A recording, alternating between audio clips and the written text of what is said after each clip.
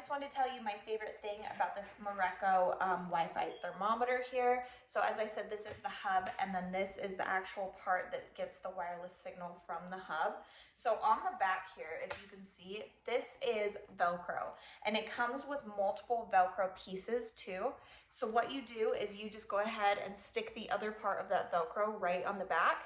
And then this part is adhesive, so this peels off, and all you have to do is peel that off and then stick it to the outside of whatever you're keeping the temperature of.